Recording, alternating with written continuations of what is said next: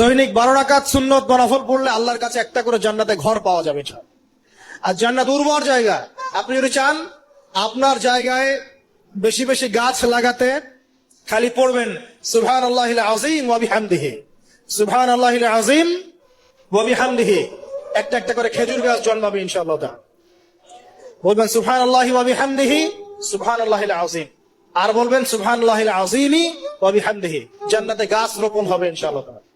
এটা গেল 6 নাম্বার, নামাজ বেশি বেশি পড়া। 7 নাম্বার, জি বলছি, 7 নাম্বারটা হচ্ছে, আমি আর 4টা বলে শেষ করছি। 7 নাম্বারটা হচ্ছে যে সৃষ্টির সেবা করা। কি করা ভাই? একটা হাদিস আছে যে ইরহামু মান ফিল আরদ ইয়ারহামুকুম মান ফিস সামা। তোমরা জমিনবাসীর প্রতি রহম করো, আসমানবাসী তোমাদের উপর রহম করবে ইনশাআল্লাহ। আল্লাহর ভালোবাসা পাওয়ার অন্যতম মাধ্যম হচ্ছে জমিনবাসীর প্রতি রহম করেন। দৈনিক 12 রাকাত সুন্নত বা নফল পড়লে আল্লাহর কাছে একটা করে জান্নাতে ঘর পাওয়া যাবে। আর জান্নাত উর্বর জায়গা। আপনি যদি চান আপনার জায়গায় বেশি বেশি গাছ লাগাতে, খালি পড়বেন সুবহানাল্লাহিল আযীম ওয়া বিহামদিহি, সুবহানাল্লাহিল আযীম ওয়া বিহামদিহি।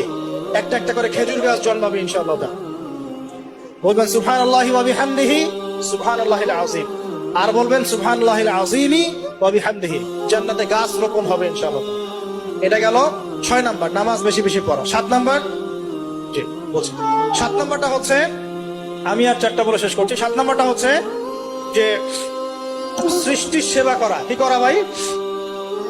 একটা হাদিস আছে যে ইরহামু মান ফিল আরদ ইয়ারহামুকুম মান ফিস সামা।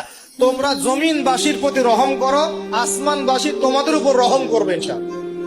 আল্লাহর ভালোবাসা পাওয়ার অন্যতম মাধ্যম হচ্ছে জমিনবাসীর প্রতি রহম করেন।